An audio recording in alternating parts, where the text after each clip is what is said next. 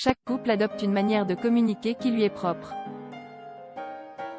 Le baby talk fait partie du langage utilisé par certains couples. La manière de parler et les gestuels du baby talk ou langage bébé permettent de, selon le psychiatre Bernard Geberovitch. En adoptant cette attitude, les partenaires se détachent en quelque sorte de l'âge adulte.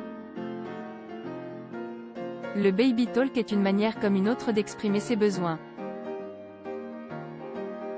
Selon la sexothérapeute et coach en relations intimes Margot Fraïd-Filiosa, le langage bébé permet d'activer ce qu'elle qualifie de système d'attachement. La théorie de l'attachement veut que lorsque le bébé naît, il s'attache à la figure qui prend le plus soin de lui, celle qui le sécurise. À cet âge, il s'agit du parent, à l'âge adulte, il s'agit souvent du ou de la partenaire de vie, précise Margot Fraïd-Filiosa au magazine Madame Le Figaro. Elle parle d'une régression volontaire car ce comportement active en fait. Selon la sexothérapeute, se parler comme des bébés serait le signe d'une relation saine. Le baby talk, un langage dont il ne faut pas abuser aussi bénéfique qu'il soit pour le couple, le baby talk reste un mode de communication dont il ne faut pas abuser.